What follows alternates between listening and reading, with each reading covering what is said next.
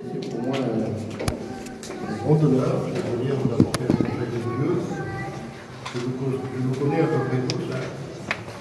C'est plus jeune que je vois moins souvent. Je voulais répondre à la sœur qui a donné son témoignage tout de suite là, et lui dire que le seul langage que le Seigneur comprend, c'est le langage du cœur. Quand on regarde Moïse, la difficulté qu'il avait de s'exprimer, quand on regarde le travail qu'il a fait, hein, pour dire que le Seigneur ne serait pas sur le langage, hein, c'est sur le cœur. On peut bégayer, mais ça peut être un bon bégayement au Seigneur. Merci à Jésus. Voilà, j'ai cherché un petit truc pour vous, parce que je voulais quand même parler des commencements d'Église. Hein. J'ai trouvé dans Timothée, c'est un truc que j'avais déjà apporté, dans l'épître de Timothée, qui est une épître pastorale, les trois épîtres qu'on trouve à Timothée 1, 2 et Tite sont des épîtres pastorales. Alors qu'est-ce que ça veut dire, les épîtres pastorales? Ça veut dire que c'est une épître qui sert au pasteur par rapport à l'enseignement de l'Église. Et on va s'en servir ce matin pour un enseignement personnel. Parce que je pense que dans cette épître, eh bien, chacun trouve son compte. Hein. C'est-à-dire que le Saint-Esprit ne dit personne, quoi. Hein.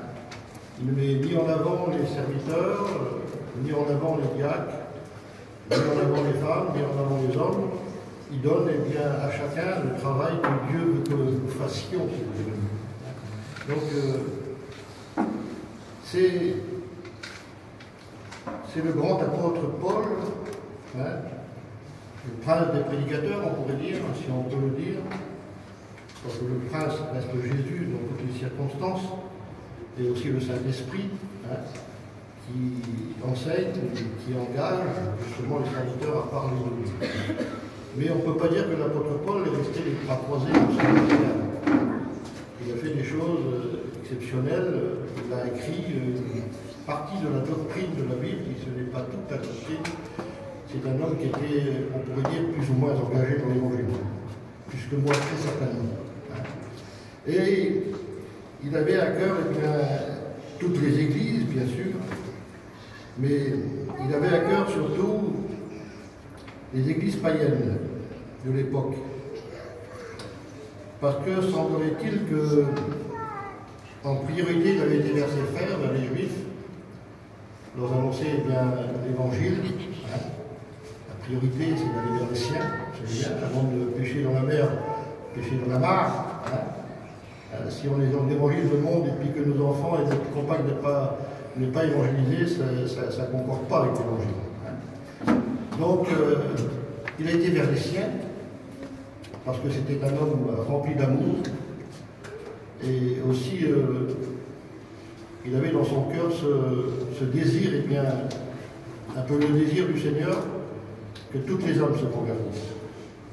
Et je pense que dans la conscience de l'apôtre Saint Paul, comme j'ai eu, moi, dans ma conscience, le jour où je me suis converti, j'ai dit, quand je me suis converti à l'Évangile, que j'ai rencontré Jésus, c'était quelque chose que vous l'avez fait, donc je ne vous apprends rien, exceptionnel. Je me suis dit, ma famille entière va se convertir. Après ça, vous voyez que ça m'est arrivé comme des... Et je me suis rendu compte que eh bien, ma famille entière n'était pas convertie. Hein. Le salut, eh bien, il est personnel, donc chacun doit faire sa propre expérience. Alors, je n'ai pas été déçu, j'ai appris à connaître l'Évangile. J'étais en bleu, on va dire, hein, dans l'Évangile, dont je ne connaissais pas tout. Je vous explique en 2 mots mon témoignage, ce sont 2 mots pour comprendre. Je me suis converti au mois d'août, à peu près. J'ai été appelé au mois de septembre, dans l'Évangile, dans le ministère, et j'ai fait mes études eh bien, la même année. Donc j'ai tout fait dans le même bloc. Je n'ai pas attendu 4, 5 ans, 5, 6 ans. Donc j'étais un peu dans toutes les circonstances du mot. J'ai été aux études, je ne savais ni A ni B. Pour moi, c'était un monde nouveau que je ne connaissais pas. Et Bien des fois, j'ai voulu me sauver dans l'ordre là-bas parce que je n'arrivais pas à me situer, si vous avez vu. Je n'avais pas une base d'écriture, une base de la Bible. Je n'avais pas eu assez de temps pour lire la Bible. Bon, soit. Et j'ai fait ce que le Seigneur m'a demandé de faire. Et puis voilà, j'ai fait mes études. Et puis bon, on apprend après, bien sûr. On apprend toujours d'ailleurs. Et je vous avoue, j'apprends encore. J'apprends encore plus que je l'ai appris déjà. Hein. Et merci à Dieu de nous apprendre des Écritures. Et l'apôtre Saint Paul, bien sûr, s'est tourné vers son peuple, c'est logique. Il a dit, mon peuple va se convertir maintenant que le Messie est venu. Hein. Il avait cru, je crois que c'est pas bête, l'apôtre Saint Paul. Il avait vu aussi que les Juifs étaient contre le Seigneur. Hein. Il avait vu aussi tout ça. Et par rapport à la crucifixion du Seigneur, à sa résurrection, il avait cru que tous les Juifs eh bien, se seraient convertis. Mais ça ne s'est pas passé comme ça. Il n'a pas été toujours reçu dans les synagogues, hein, parce qu'il parlait du Seigneur et ça gênait un petit peu. Les serviteurs qui étaient là établis ne voulaient pas changer de direction. Hein. Ils avaient l'endroit, ils avaient Moïse, ils avaient Abraham, ils avaient tout ça, et pour eux c'était suffisant. Parce qu'ils n'avaient pas grand-chose à accomplir, si vous avez mieux. En plus, ils vivaient comme des patachons, donc pour eux c'était une aubaine quoi, de vivre et de rester comme ça. Et en plus, ils se remplissaient les poches quelque part. Donc, et l'apôtre Saint Paul vient bousculer tout ça. Enfin, souiller dans la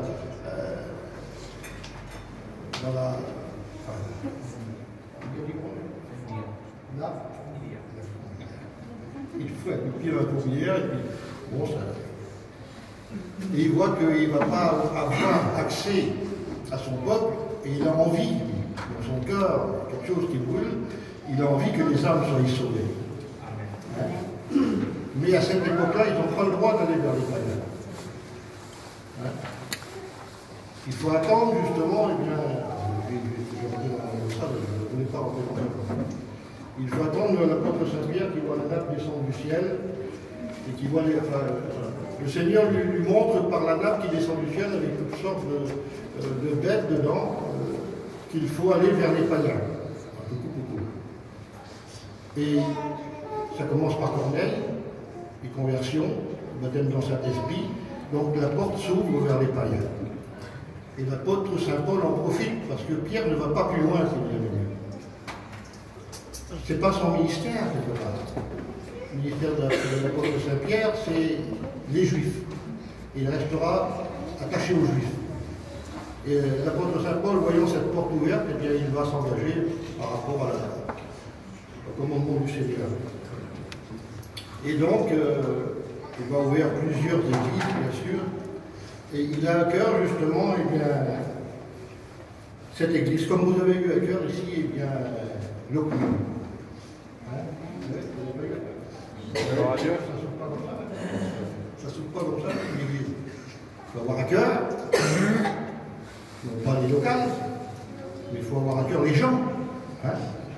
On a envie qu'ils soient sauvés, puis on a envie de faire quelque chose, pas très loin d'eux, afin qu'ils soient aussi près de l'église, pour pouvoir y participer. Quand il faut faire 50, 60 km, maintenant, quand on a les véhicules courts, c'est compliqué. Quoi. Donc, et je pense que derrière tout ça, il y a l'action du Seigneur en priorité. Je ne pense pas que l'œuvre de l'Occupé repose sur les quelques frères qui sont là.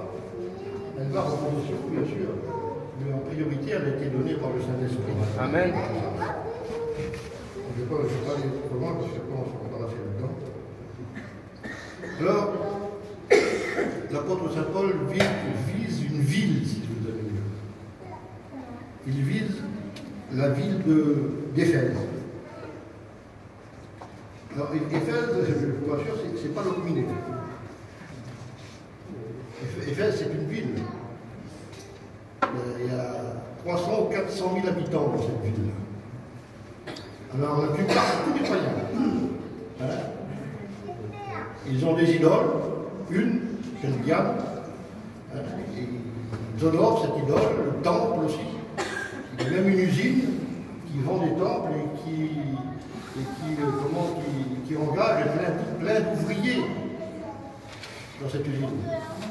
Et ces gens sont ils ont une grosse usine, Ils ont un Dieu, il y a d'autres aussi bien sûr, mais surtout celle-ci, et ils font le culte à ce Dieu. Et l'apôtre Saint Paul, il vient là, lui. Comme là, il faut habituer dans la...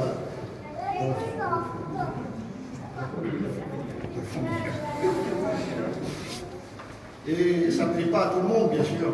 Hein. Mais tant pis, hein. Il se lance. Il y a une petite synagogue, il y a quelques juifs qui sont là aussi, à Éphèse. Et l'apôtre Saint Paul va prêcher dans Éphèse déjà, il va prêcher à son peuple. Mais ça ne se passe pas toujours comme il veut. Donc, il va continuer à prêcher, mais il va prêcher dans une école qui lui est ouverte. Et il va rester, dans ce pays, il va rester à peu près 2 ans. 2 ans et demi. Et ça fait une explosion de conversion. Les gens se tournent vers Dieu comme pas possible. Mais ça gêne l'usine, ça gêne le patron d'usine, parce qu'il perd tous ses clients. Plus personne ne veut adorer le diable, plus personne ne veut le temple, donc il se plaint au maire de la ville, on pourrait dire comme ça, au maire de la ville, et il dit, écoutez, si on laisse ces hommes prêcher l'évangile continuellement, on va perdre tous les acheteurs, quoi. Il n'y aura plus de travail pour personne. Donc le maire, quelque part, il est pris au piège, et on va faire partir Paul. Vous suivez du cas? Amen. Les achats qu'on ne suit pas. Et Paul, à cause de cela, à cause qu'il est gênant, vous savez, l'évangile, ce n'est pas toujours la bienvenue. On rentre dans les consciences des gens, et les gens sont gênés par la parole de Dieu parce que leur vie souvent est découverte. C'est souvent des vies qui sont mitigées, pas très propres. Hein. Alors on se défend comme on peut, et puis eux, de bien ils font. Mais on était heureux, nous, avec Diane, avec le temple. On faisait un peu ce qu'on voulait, quoi. On se remplissait les poches, tout cela. Donc ils sont mécontents. Et surtout les dirigeants du pays sont mécontents. Et on va dire à Paul de s'en aller. Manquer de se faire même l'accuser, enfin bref. Il y a un jeune homme qui travaille avec Paul. Il s'appelle Timothée. Timothée, c'est un étudiant de l'apôtre Saint Paul. Mais vu que c'était l'apôtre Saint Paul qui était visé, eh bien, Timothée va rester dans la ville, et puis l'apôtre Saint Paul va lui donner des conseils. Je pense que quand Paul lui dit, bien, écoute, maintenant il faut que tu gères, Éphèse, je pense que ça lui a tombé dans l'espoir. Il y a un fait qui le dit, quand le cerveau dit, bois un peu de vin, mais j'en ai pour moi, parce que ça a l'air de ne pas marcher trop fort. Hein. Donc on est bien à une œuvre de cette ampleur, tomber sur les épaules d'un étudiant, ou serviteur à l'époque, je ne sais pas trop, mais certainement un étudiant, si on peut appeler étudiant, parce que et puis lui laisser cette grande tâche immense. 300 000 habitants, non, 300 400 000 habitants, un jeune homme qui s'engage pour Dieu. Hein. On a du mal, nous, à gérer une petite église comme ça, quand on est là, on prend une feuille, hein. Et lui, il est devant ça. Et en plus de cela, il y a les ennemis de son peuple, hein. Les anciens de son peuple, qui lui font aussi la guerre, à cause de la doctrine et tout cela. Il est là au milieu d'une église vraiment commençante, si vous avez vu. Et puis, eh bien, il tient bon. Hein. Souvent, il veut peut-être s'en aller parce que l'apôtre Saint Paul le reprend dans l'épître, hein. Il le remet bien à cheval, si on pourrait dire. Il va lui envoyer une lettre. Et puis cette lettre, eh bien, c'est ce qu'on va voir ce matin. C'est l'épître de Timothée. Et on va lire quelques passages ensemble. Et il lui a fait une recommandation à son étudiant, hein, et aussi eh bien, à l'église d'Éphèse, qu'il dirige dans ses membres. Alors, je ne sais pas combien il y a de membres, la Bible n'en parle pas, mais il y a plus de 1000 ou 2000 membres, je ne sais pas, il y a une grosse église. Et il va dire ça dans Timothée 1, chapitre 1, verset 3. Je te rappelle l'exhortation que je t'adressais à mon départ pour la Macédoine lorsque je t'engageais à rester à Éphèse afin de recommander à certaines personnes de ne pas enseigner d'autres doctrines. Moi je vois Paillon là, vous voyez. Doctrine. N'empiétez pas sur la doctrine. On avait un champion de la doctrine, on en a d'autres, c'est sûr qu'ils l'ont remplacé, mais Paillon c'est le premier. Il ne fallait pas mettre un doigt dans la doctrine, il ne fallait pas déplacer une lettre, ni un trait de lettre, ni un point. Paillon nous aurait tapé sur les doigts. Il y a l'apôtre Saint Paul, je pense que Paillon a pris ça sur le témoignage de Saint Paul. La doctrine, on ne peut pas la toucher. Alors ça ne veut pas dire grand-chose pour nos dames, là, parce que la doctrine, mais c'est une priorité dans l'évangile. Si on s'éloigne de la doctrine, on s'éloigne du salut. Et en s'éloignant de la doctrine, on peut perdre notre salut. Et on le voit dans les, je ne vais pas dire dans les religions, mais dans les églises qui se sont éloignées de la doctrine et qui ont remplacé la doctrine par des choses humaines, sentimentales, même à la limite diabolique. On trouve dans certaines églises des rieurs. Ça se parle de rire dans l'église. On tombe par terre devant l'église. Il n'y a aucune base dans la Bible. Ils ont tordu le sens des Écritures. Ils ont déformé la doctrine quelque part. Il y a les, je sais pas, les pleureurs, il y a toutes sortes de membres d'église qui essayent de dérouter la doctrine du Seigneur. Et puis, eh bien, l'apôtre Saint Paul dira à son, on va dire à son enfant spirituel, fais bien attention à la vertu. Je reprends cette parole, encore une fois, c'est serviteur de Dieu, sans dénigrer, ni essayer de faire quelque chose, mais faisons frère. Attention à ça. Vous savez que le diable peut s'infiltrer dans des petites fissures de rien du tout, qui paraissent bonnes des fois. Des fois, il y a des choses qu'on fait dans l'église qui paraissent bonnes, qui sont humainement bonnes, qui sont moralement mauvaises, mais qui paraissent bonnes. Le diable essaye de nous tromper, il est dans les petites choses. Et puis on laisse entrer ces petites choses, et puis ces petites choses, eh bien, prennent de la grandeur, ils se multiplient, et on trouve des églises aujourd'hui de chez nous, des gens qui étaient de chez nous, qui priaient avec nous, qui prenaient la Sainte Seine avec nous, qui sont fait leurs études chez nous. Eh bien, on les voit sortis de notre église pour prêcher des choses qui n'ont pas de sens, si vous aimez mieux. On a la démangeaison, eh bien, d'avoir des choses nouvelles ou de faire des choses nouvelles. Mais dans la Bible, il n'y a rien de nouveau. Elle est complète, la Bible. Et la Bible dit qu'il ne faut pas ajouter, c'est l'Apocalypse qui dit ça. Alors à celui qui ajoute, bien sûr, et malheur aussi à celui qui retranche. On doit prendre la Bible telle qu'elle est. Même si des fois elle ne nous plaît pas, des fois il y a des mots dans la Bible qui ne nous plaisent pas, mais ils sont pour nous quelque chose de salutaire, on est obligé de les prendre. Et il va dire ça, bien, écoute, de ne pas enseigner d'autres doctrines, et de ne pas s'attacher à des fables ou à des généalogies sans fin, qui produisent des discussions plutôt qu'elles n'avancent l'œuvre de Dieu dans la foi. Et il va dire le but de cette recommandation, une recommandation, mais après ça sera plus fort, mais là c'est une recommandation.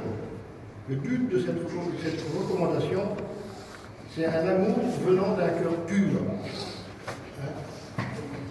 L'Évangile demande un amour d'un cœur pur. C'est-à-dire dans notre cœur, il doit avoir que de la pureté. Jésus, à la croix, nous a sanctifiés par son sang. Nous étions pécheurs, privés de sa gloire, avec tous les péchés qui consistaient dans notre vie et qui gênaient notre vie. Et un jour, nous nous sommes approchés de Jésus-Christ. Nous avons compris l'œuvre de Dieu. Nous avons compris l'amour du Seigneur. Et nous nous sommes approchés vers Dieu. Ce jour-là, eh bien, nous nous sommes convertis, nous sommes nés de nouveau. Eh bien, Jésus a transformé notre cœur. De ce cœur de pierre, il a fait un cœur de chair. Un cœur qui est capable d'aimer. Non pas aimer mon enfant, mon filial, mais il est capable d'aimer mon ennemi. Et ça, c'est pas possible si ce cœur n'a pas été changé, transformé, s'il n'a pas été à la hauteur du cœur de Dieu. Nous avons aujourd'hui le cœur de l'agneau. Hier, nous avions le cœur du diable, si vous voulez, ou le cœur de Pierre. Mais le Seigneur nous a changé notre cœur.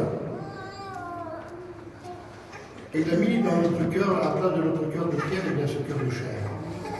Et on est surpris des fois, je ne sais pas si ça vous arrive, on est surpris de supporter certaines choses. On est surpris de supporter certains mots. On est surpris de supporter certaines attaques de l'ennemi. On est surpris des réactions que nous avons qui auparavant auraient été des réactions violentes. Mais à cause que Jésus a mis cet amour dans notre cœur, il ne nous est pas possible de nous venger de quoi que ce soit. Parce que cet amour fait office. Et elle nous aide à prendre sur nous, dans notre cœur, dans notre vie, la force de l'amour. Elle est capable de prendre sur elle les injures d'une belle-mère, les reprimandes d'une belle-fille.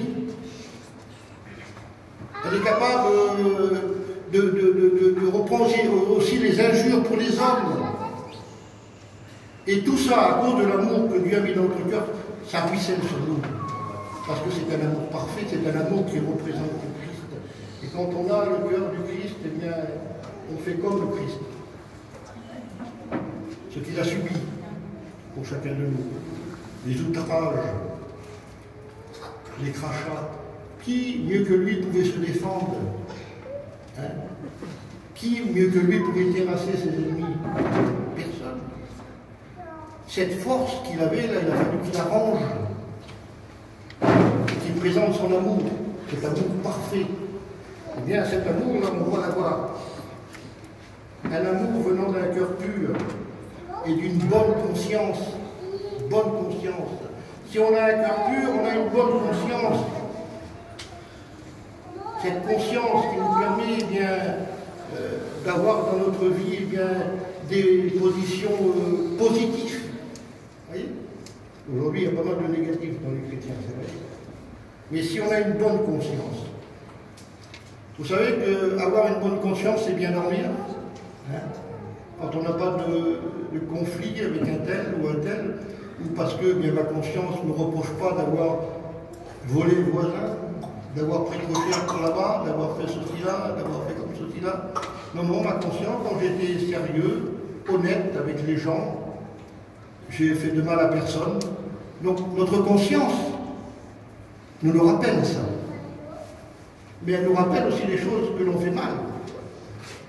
Vous comprenez? Les choses qu'on a fait mal, eh bien elles sont aussi reprises dans notre conscience. Et dire là, tu as fait mal. Là, tu n'as pas agi comme tu aurais dû agir.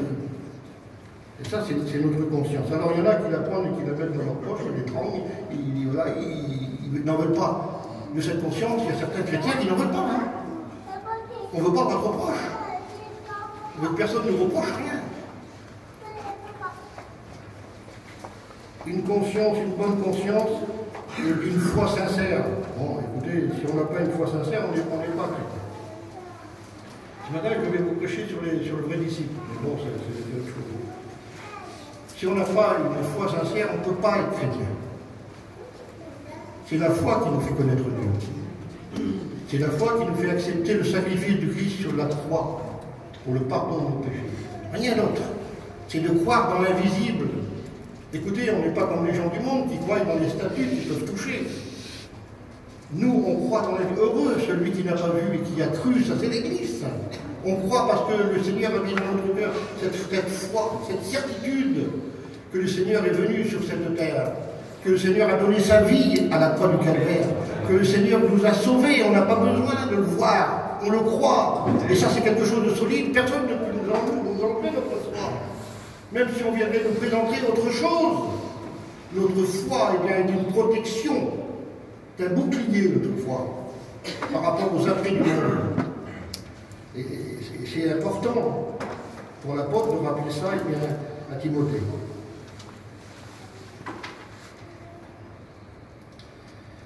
Alors, on va aller un peu plus loin. Qu'est-ce que j'ai marqué? J'ai marqué plein de trucs, mais comme je change de message, c'est compliqué.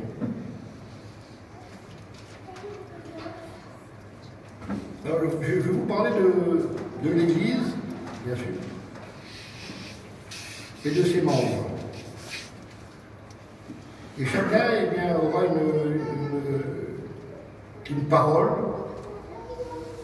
une reprimande, peut-être, je ne sais pas, un encouragement aussi. Ça dépend le degré de notre vie chrétienne, hein, où l'on est. Si on a continué toujours eh bien, dans l'œuvre de Dieu, si on avance, un chrétien, normalement, ne recule pas, il avance toujours. Toujours. Si vous arrêtez, eh bien l'Église va vous devancer. Vous allez rester très loin. Parce que l'Église ne va pas vous attendre. L'Église avance toujours. Et puis il faut avancer avec elle. Soit dans la prière, hein, dans la lecture, dans tout ce qui consiste à grandir dans l'Évangile. Il doit dire ça. Écoutez. Quand je prends mon temps ce matin, Amen. Il va dire ça au sujet des hommes.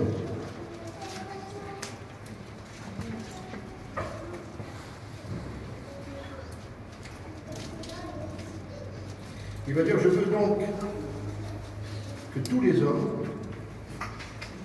prient en tout lieu, en élevant les mains pures, sans colère, ni mauvaise pensée.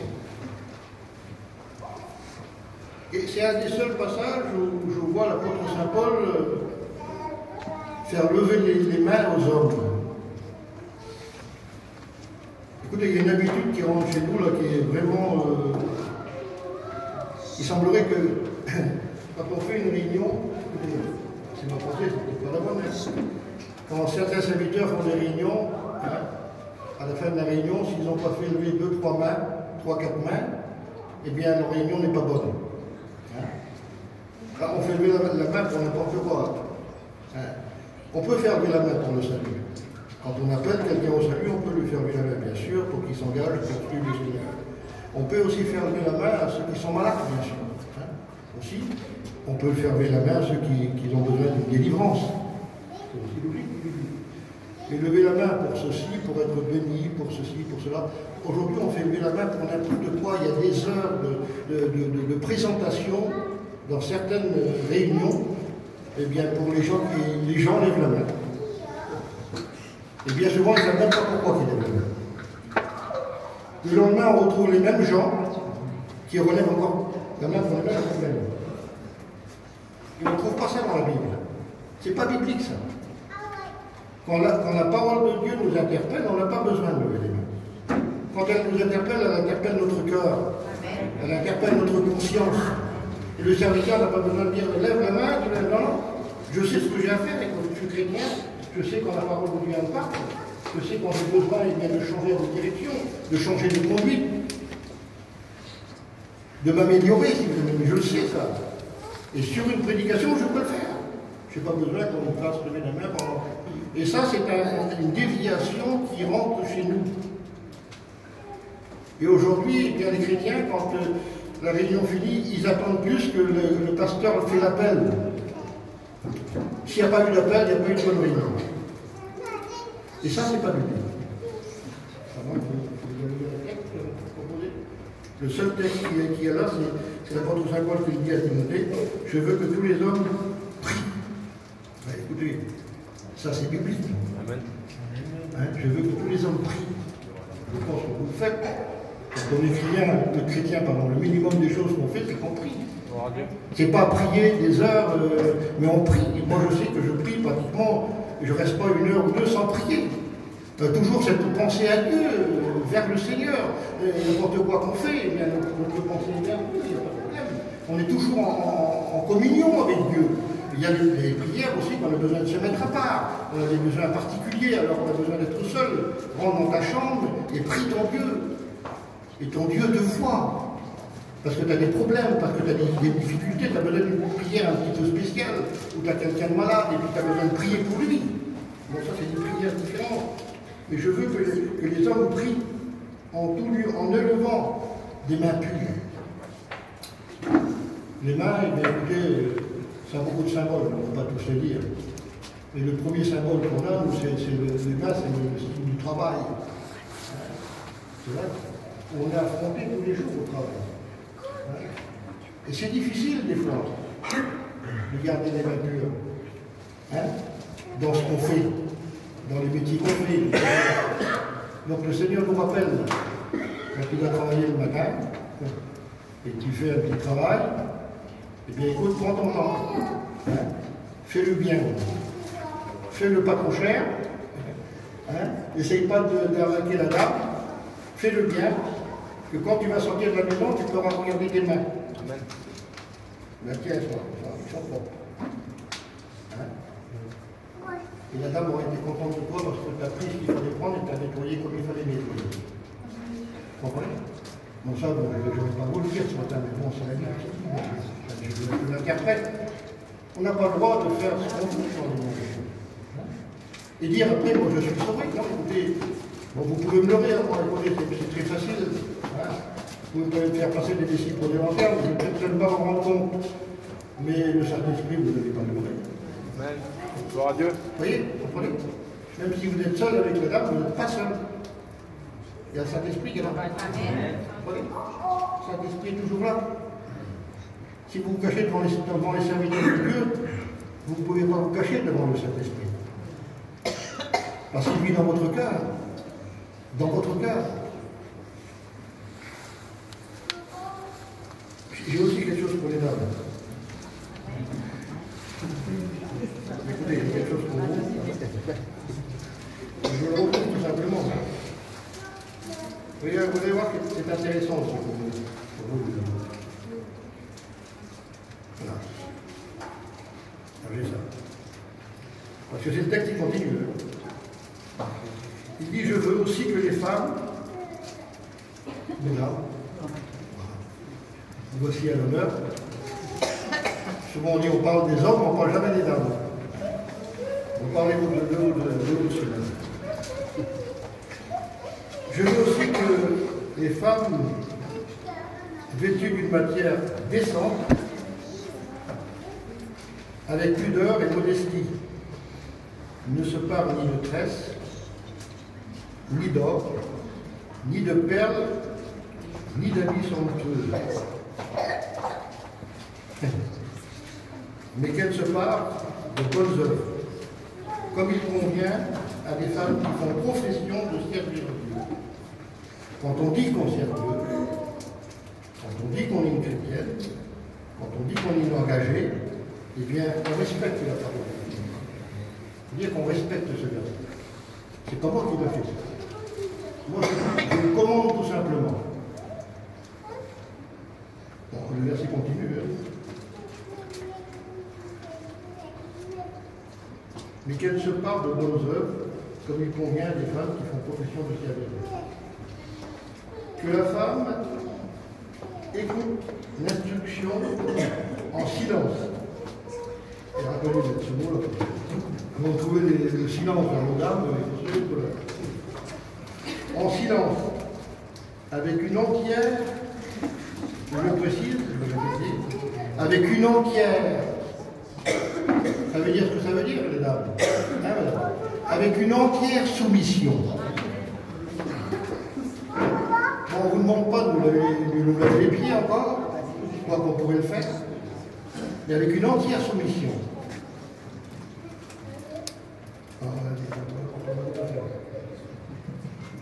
On a de la route encore à faire dans ce domaine. Et heureusement que l'apôtre Saint Paul pense à ce petit texte. Lui, le Saint-Esprit. Je ne permets pas à la femme d'enseigner. C'est clair. Eh bien, il y a certaines je ne vais pas dire des sectes, mais des églises évangéliques eh bien, qui ont rayé ce texte. Ils l'ont enlevé. Parce que la dame, c'était la patronne de la maison, et elle a voulu prêcher. Et elle a voulu prêcher, et elle a prêché, quoi. Et puis ça s'est communiqué, bien sûr. Mais ça fait des années que certaines religions permettent à la femme d'enseigner. Alors le texte de l'apôtre Saint Paul devrait être rayé, là. Que la femme écoute l'instruction en silence. Je ne permets pas à la femme d'enseigner ni de prendre de l'autorité sur l'homme.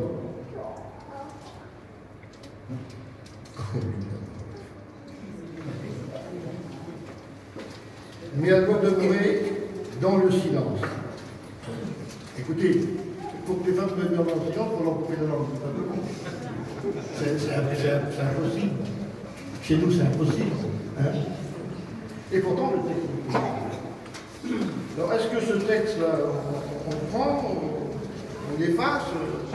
On fait quoi avec le texte de la parole de Dieu? Bien, quelquefois, on s'en balance un peu. Je ne dis pas qu'on s'en moque, mais on s'en balance. On s'en rappelle plus. Hein? On s'en rappelle plus qu'il ne faut pas que tu cries ton mari, ma cousine. Hein? T'as compris? Tu n'as pas le droit de prendre de l'autorité sur lui. Hein?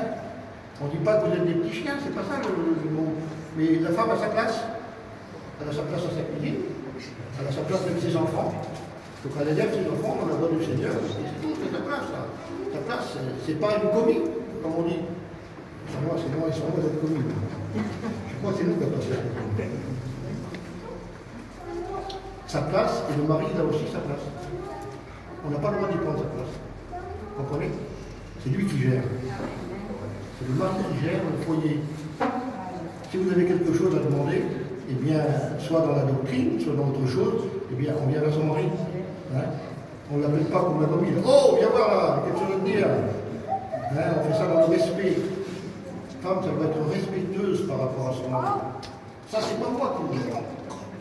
Si la Bible le dit, c'est que ça va s'accomplir. Hein? Autrement, vous allez avoir des conséquences. Si vous désobéissez à la Bible, vous allez avoir des conséquences. Le Seigneur ne parle pas pour rien dire. Il prévient plusieurs fois, mais après il agit. Alors quand il agit, des fois ça fait mal. Hein? Alors, n'attendez pas que le Seigneur agisse. Et après la réunion, eh bien, vous direz vers votre petit mari, vous direz, eh bien, j'ai compris. Je demande pardon pour tout ce que je peux faire. J'étais un peu une patronne. Hein? C'est vrai. Lui, il ne veut pas changer la caravane. Il vient de se tuer pendant 3-4 ans pour la payer, la caravane. On a marre. Hein? Il travaille un peu plus dur, et puis ceci, et puis cela. Et elle a veut. Hein? Il y a une barre de plus. Hein? La poignée a changé de côté, peut-être pas de côté, mais elle a changé de figure, on va dire. Hein? Alors, on ne parle pas de camping? Il n'y a pas de type. Parce que nous, on fait le compte. Regarde, il y a des hommes aussi qui le font, mais nous, on fait le compte. Quand on fait le compte depuis 10 ans, hein, surtout les serviteurs, on n'est pas attaché après ça. Et bien souvent, vous mettez mal à l'aise vos compagnons parce qu'il faut qu'ils se donnent plus au travail. Et certains, à cause de ça, eh bien, ont quitté la maison du Seigneur parce qu'il fallait qu'ils gagnent le crédit qu'ils avaient fait, ceci, cela. Enfin, il y a eu plein de problèmes à cause de ça. À cause, justement, des femmes matérialisme. Et aujourd'hui, je vous assure que entre les chrétiennes et les païennes, il n'y a pas de différence. On n'a plus de facilité à rentrer vers une païenne, hein, qui nous invitera à rentrer chez elle, aujourd'hui que de rentrer vers une chrétienne. C'est impossible de franchir la porte d'une caravane. Impossible. C'est pire qu'une prison. Fermé à clé, tout le tour. Il y a des moquettes qui vont se perdre dedans tellement qu'ils sont hautes. Non, pas le droit. Lui, il a le droit de venir le soir, hein, quand il a fini de travailler. Hein.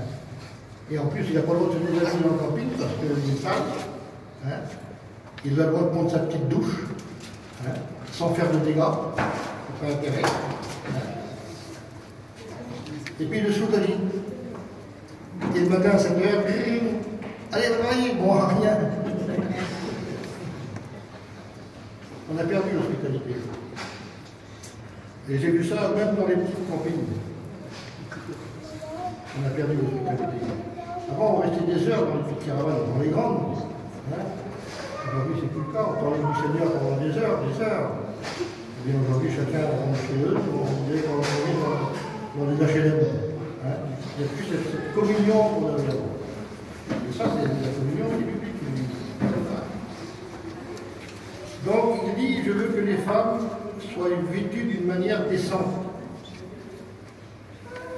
avec pudeur.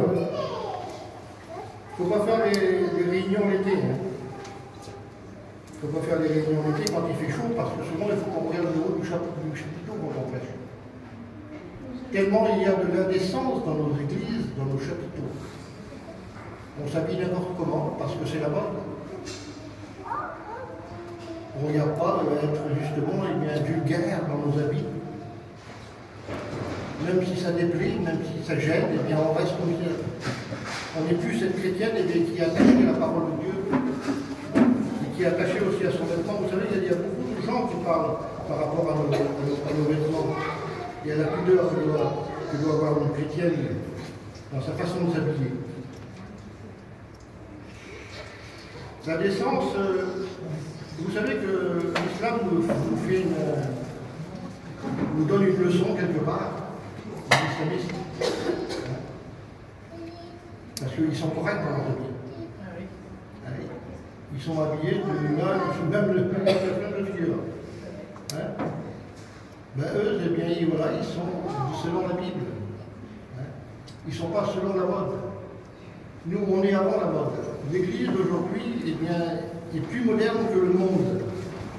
On a des dimensions dans nos habits qui sont ridicules par rapport à la Bible. Vous croyez que le Seigneur et puis le Saint-Esprit ne voient pas la façon dont vous vous habillez? Descente. Il dit aussi d'habiller dans la pudeur. Éviter tout ce qui pourrait causer de la honte. Vous comprenez bien que ma petite Marcel, moi, si je dois arriver avec une mini-jupe, quelle honte, Seigneur. Ça vous fait pas honte, si votre femme vient avec une petite jupe, tu l'appelles, ou un grand décolleté, quelle affaire, clatch, pas t'habiller parce que tu peux te voler comme tu avais pris. Et pourtant, c'est ça. Les étés, c'est ça. On va à la plage. Aujourd'hui, les chrétiens vont à la plage. Avant, on venait avec nos pantalons, tout ça. Maintenant, je ne sais pas, je n'ai pas été ça fait longtemps, mais je me suis laissé dire que la plage, écoutez, c'est aussi un lieu abominable par certains. Alors, on va sur la plage en couple, bien sûr. Et elle a dit à son mari, mais qu'est-ce qu'il y a? Il n'y a pas le gabarit, pourquoi tu regardes le gabarit là? Oui, bien sûr. Mais pourquoi tu regardes le gabarit? Parce que tu l'emmènes sur la plage, tu aurais resté chez toi, mais il n'aurait pas eu les yeux, voilà. Ils reviennent de la plage, il est 10 h, la réunion est commencée, ils s'en foutent pas mal, ils sont rouges comme des écrevisses. Ils n'ont pas besoin de dire d'où ils viennent, on sait d'où ils viennent, ils viennent de la plage. Et ça, c'est notre église d'aujourd'hui.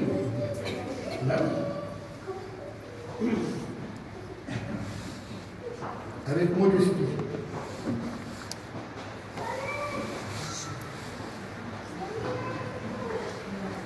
Je ne sais pas si on n'a pas oublié la modestie. Les sacs de Louis Vuitton, ça fait partie des signes. Les habits de toute marque, ça fait partie aussi de l'église. Peut-être que les gens ont des sacs mais je sais que pour ça, les femmes ne sortent pas s'ils ne sont pas habillées au tête des pagnes, de tête aux pieds, avec des marques plus chères les unes que les autres. Et après, on se dit chrétien. Et on veut présenter Christ à certains malheureux qui sont là auprès de nous. Que voulez-vous que votre parole prenne accès, qu'elle touche quelqu'un? C'est pas possible. Parce que vous ne vivez pas ce que vous prêchez. Vous ne vivez pas. Je ne parle pas d'ici, je parle en général. Elle ne veut pas attirer l'attention.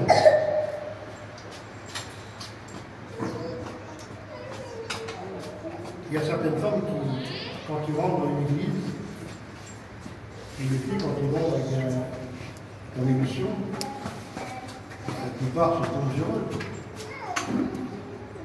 Vous n'avez jamais dit sur une femme ou des femmes là? Vous avez dit, mon père, on m'a habillé, c'est pas possible. On m'a dit ça. puis tout le monde se met aux oreilles. Et là, ben, c'est ce que le texte dit. Elle ne doit pas attirer l'attention. Elle ne doit pas être admirée. Elle ne peut pas avoir les yeux en biche et tout ce que vous voulez. Elle n'a pas le droit de on n'a pas à se faire des brochures et tout ce que vous voulez. Une femme de Dieu, ça reste dans ce qu'elle est. Alors je vais mis, on ne va pas provoquer la jalousie, tout ça qu'on va passer, parce que ça fait beaucoup trop.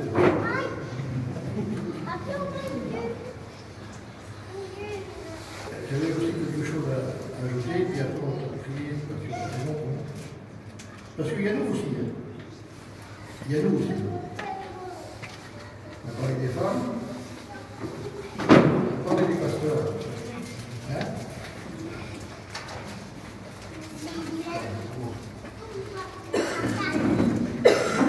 Ça concerne celui qui en peut pas rentrer. Et puis d'autres peut-être. Cette parole est certaine. Si quelqu'un aspire à la charge d'évêque,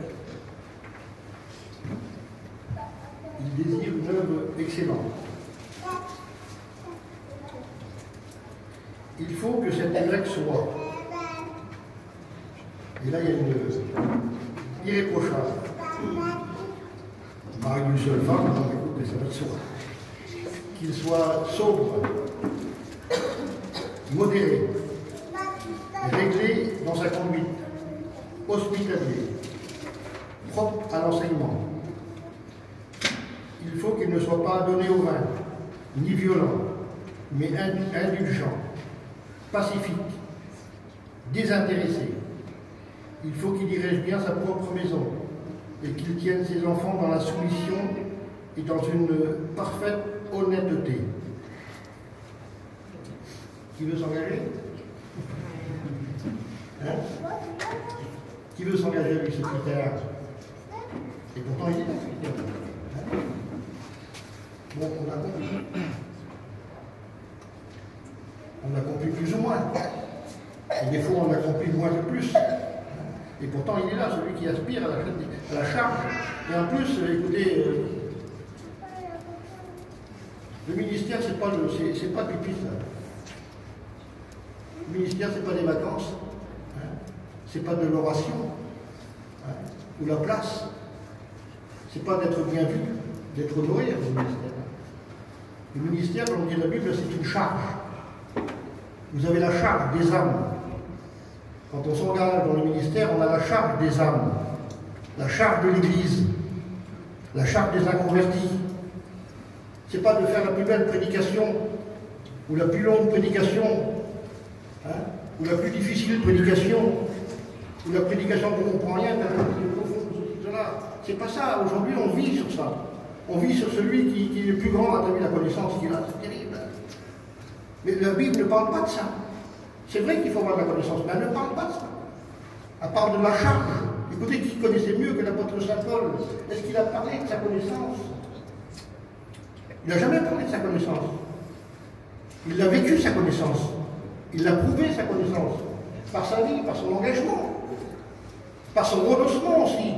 Il a renoncé à tout ce qui faisait de lui l'apôtre Saint Paul pour devenir Saint Paul, le serviteur de Dieu, l'esclave de Dieu. Et plus qu'il était petit à ses yeux, plus qu'il était content, plus qu'il était heureux. Il n'a pas cherché des grandes places. Aujourd'hui, on fait des grandes places, on ne présente plus Jésus. Quand on prêche, certains, on se présente à soi. J'ai fait ceci, j'ai fait cela, j'ai été prié là-bas, il a fait ceci, il s'est passé cela, ceci, cela. On oublie dans tout ce qu'il présente qu'il y avait Dieu dans son œuvre. On n'a pas à présenter les hommes. Et des fois, c'est aussi nous qui sommes fautifs. Nous, les chrétiens, nous, l'Église. Souvent, on dit, t'as vu quel homme? Hein? Vas-y, c'est bon. T'as une bonne prédication, quelqu'un qui prête bien. T'as vu quel homme, quelle connaissance il a? Écoutez, s'il a reçu la connaissance, c'est parce que Dieu lui a donné tout ça. Amen. Hein? C'est pas lui qu'il faut honorer. Malheur à celui qui se confie dans les hommes. Amen. Honorer Dieu, honorer le Seigneur. C'est lui qui nous sauve, ce n'est pas le serviteur qui nous sauve. Le serviteur il vous exhorte, il vous apporte la parole de Dieu, il vous enseigne, il vous dirige. Mais c'est le Seigneur qui vous sauve, c'est le Saint-Esprit qui vous conduit dans toute la vérité. Eh bien, c'est ça un petit peu. L'engagement. Aujourd'hui, on a des attentes depuis, je ne sais pas, il y en a qui vont rentrer dans 10 ans dans l'étude. Écoute, en 10 ans, mais, on a le temps de dévaloir. 10 ans, 7 ans.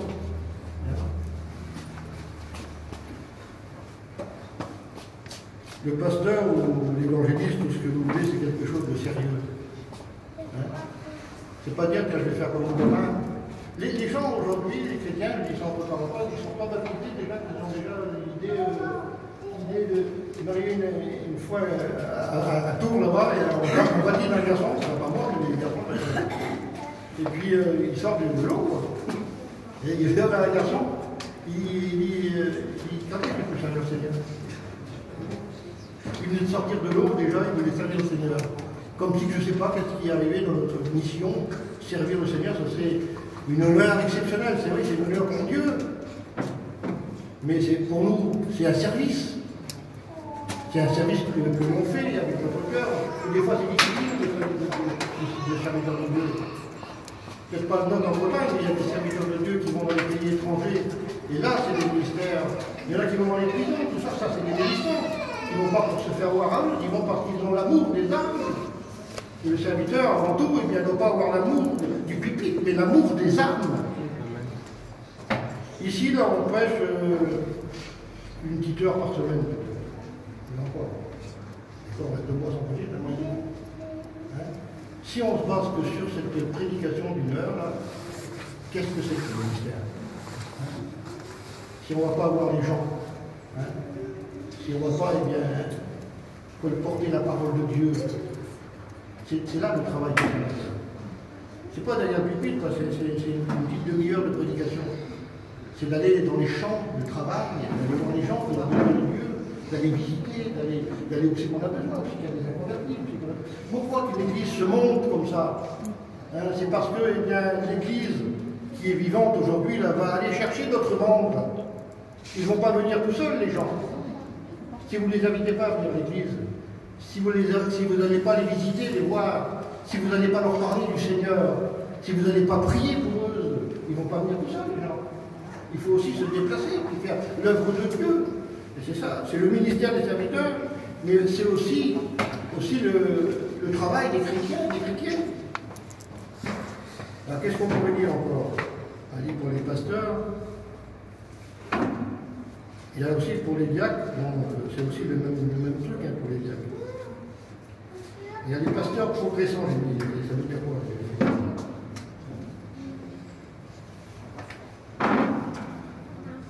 Je ne sais pas ce que j'ai fait là,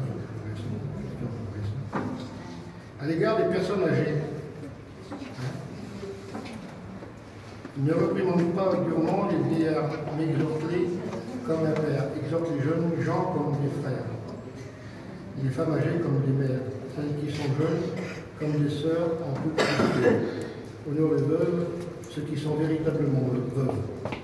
Il y a aussi un respect à avoir pour les personnes âgées, nos vieux chrétiens, hein, qu'on ne regarde plus aujourd'hui, hein, qui passent des journées souvent dans leur caravane sans avoir une seule visite de personne.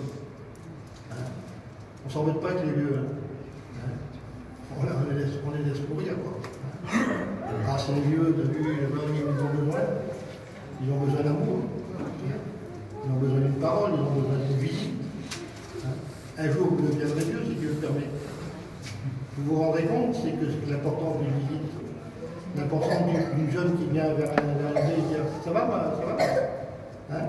2-3 paroles, 3-4 paroles, c'est suffisant, c'est pas la peine de tailler dans une botte, ça ne sert à rien. Mais une visite. Hein? Aujourd'hui, les vieux, il dit aussi là, si quelqu'un n'a pas soin des siens, et principalement de ceux de sa famille, il a renié la foi et il est pire qu'un infidèle. Les siens, prendre soin des siens. Hein? Les vieux, comme je dis tout de suite. Hein? Quand on est plusieurs et puis qu'il reste un vieux ou deux hein, dans la famille. Des fois, c'est la bataille pour celui qui va le garder. Non, je vais prendre de moi. Hein. Mais non, je l'ai déjà pris, moi, de moi, mais qu'à prendre, toi. On se balance comme si ce serait un ballon. Hein. Il est gênant, le vieux, on ne peut pas faire ce qu'on veut. Hein. On ne peut pas faire ce qu'on veut, on ne peut pas aller dans les îles, on ne peut pas aller en mission, ceci, cela, il faut le garder, ceci, puis c'est un vieux, c'est compliqué. Hein. Ce vieux-là, ou cette vieille-là, hein, elle vous a élevé. Hein. Elle vous a donné le biberon quand vous avez soif et que vous braillez. Elle est venue. Elle a pris soin de vous quand vous avez mal aux dents. C'est elle qui a passé les nuits. C'est elle qui s'est souciée quand vous allez vous emmener à l'hôpital. Hein? C'est elle qui vous a aidé aussi à grandir, qui vous a appris la vie. C'est elle qui vous a permis aussi de vous promener avec les jeunes. C'est elle qui s'est souciée de vous. Quand vous rentrez le soir, minuit, 1h, qui c'est qui ne dormait pas, qui était par la fenêtre? C'est ces vieux-là que vous dédaignez aujourd'hui. C'est eux qui n'ont pas cette nuit pour vous. C'est eux qui ont versé des larmes, qui les versent encore peut-être. Et ces vieux-là, eh bien, on les laisse comme rien, comme si ils n'avaient jamais existé, comme si on était venus tout seul. On aura les comptes à rendre si on fait ça. Honorer les vieux, c'est nos vieux, on les aime. Moi, j'en ai plus de vieux. Mais quand ma mère était là, c'était formidable. Moi, je passais des heures avec ma mère. Comme vous, par exemple. Hein? Ma mère, c'était quelque chose d'extraordinaire. Bref, vous êtes comme moi. Hein? Essayons d'honorer nos vieux. Qu'est-ce que j'ai dit encore? Il est presque l'heure, non? On passe 5 minutes. Vous en faites pas trop, non?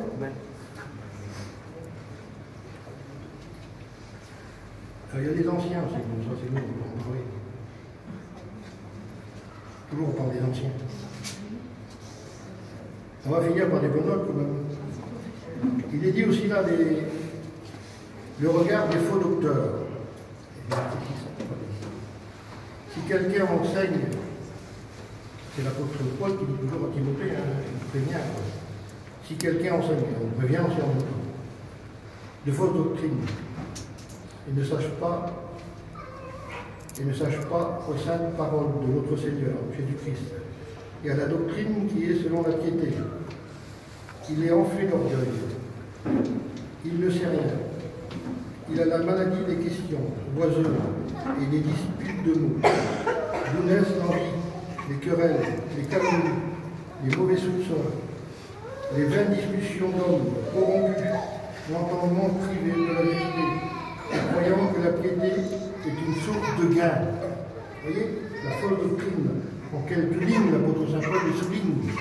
Hein, ces fausses doctrines qui sortent de pasteurs orgueilleux, qui croient tout connaître et tout inventer, et tout remettre en question, remettre la Bible en question. Bientôt ils vont recrire une nouvelle Bible, parce que celle-ci n'est plus si bonne, parce qu'ils sont tellement intelligents qu'ils peuvent transformer la parole de Dieu à leur intérêt. Ça, c'est l'orgueil des serviteurs de Dieu.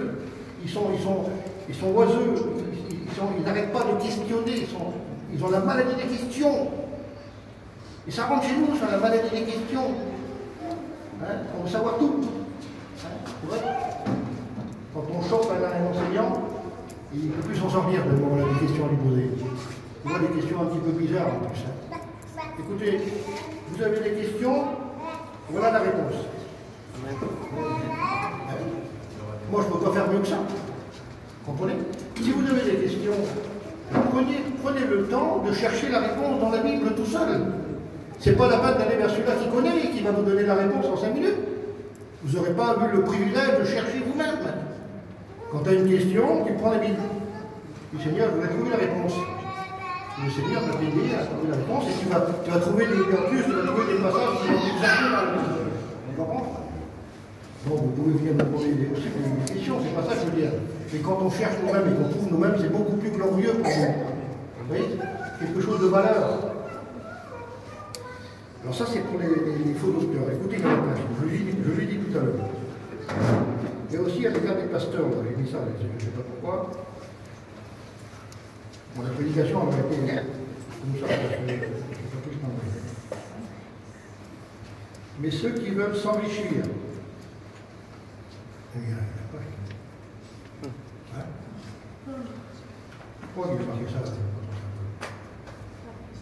Ça, c'est le trop. Hein? Ça n'existe pas chez nous, ça. Mais ceux qui veulent s'enrichir, ils tombent dans la tentation. Combien qu'on en a vu, Seigneur? Dans le piège et dans beaucoup de désirs insensés et pernicieux qui plongent les hommes dans la ruine et dans la perdition. Car l'amour de l'argent est une racine de tous les maux. Et quelques-uns, en étant possédés, vous vous rendez compte le mot qu'on met des fois, hein? Une possession d'argent. C'était une possession de démons. On peut être possédé par l'argent. Vous en connaissez? J'en connais qui ont des tas d'argent. Si vous allez leur demander 5 €, c'est comme si vous leur arrachez le cœur. Jamais vous ne demandez. Et ils viennent d'église. Ils croient être sauvés. Mais non, tu n'es pas sauvé, tu es possédé, mon gars. Il faut une délivrance complète. Tu es saoul, il faut que tu le partages avec tes frères. Et Tifton qui est là. Il a besoin. Il faut une délivrance. Hein? Ils sont possédés. Ils se sont égarés loin de la foi. Ils se sont jetés eux-mêmes, hein, dans bien des tourments.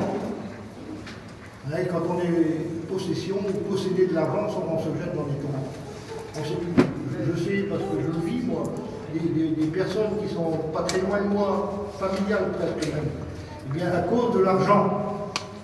Et puis vous savez, si le diable il peut vous en donner s'il veut. Il est capable de le faire. Vous donnez un peu de pognon, si vous vendez votre âme, il peut le. Il y en a qui l'a fait pour un peu d'envie, mais vous pouvez le faire pour quelques billets. Eh bien, j'en connais, moi, qui sont. Ils se croient heureux, mais ils ne sont pas heureux, ils sont malheureux comme des pierres. Ils sont imprégnés de cela. Ils sont possédés, comme dit le texte. Ils sont possédés à cause de cela, à cause qu'ils se sont laissés faire. Ils n'ont pas pris attention, ils ne se sont pas méfiés. Ça rentre. Aujourd'hui, je vous assure que les gens gagnent beaucoup d'argent. Hein? Il y a tellement qui vont travailler, certains chrétiens, on ne le voit plus à l'église. Écoutez, ils partent le matin à 7 h, ils reviennent le soir à 7 h. Quand ils reviennent, ils sont défoncés de fatigue. La seule chose qu'ils réclament, c'est leur lit. Hein. Vous ne verrez pas l'église. Peut-être une fois le dimanche. Et ça va aller pendant 1 mois, 2 mois, comme ça, puis après, c'est fini. Ils sont possédés, puis c'est fini. Là, je sais qu'il faut travailler. Écoutez, je ne suis pas fou pour le coup. Je sais qu'il faut que vous travaillez. Mais il faut faire une limite. Écoutez, il faut avec Dieu, il faut que vous vous arrangez avec le Seigneur et vous faites une limite avec le Seigneur, avec le Saint-Esprit. Dire, Seigneur, tiens, je vais faire ça et je n'irai pas plus loin. Ils font une maison le matin, 2 maisons le matin, 3 maisons le matin, 4 maisons le matin. Nous, on avait de peine à en faire une dans la journée. Il y en a qui ne s'arrêtent pas, une seconde. Je ne dis pas que l'argent, c'est pas un mal. C'est qu'il faut savoir s'en servir. Ben c'est ce que. Ça ne vient pas de moi. Je suis à la sortie, vous aurez pu le taper. Mais ça vient pas de moi. Je m'appuie réellement sur l'apôtre Paul. Hein, qu'il a dit pour la visite d'Éphèse. Bon, je voulais finir sur une note heureuse quand même. Là, on a vu que du négatif. Hein. Conclusion, j'ai mis là. Conclusion. 6.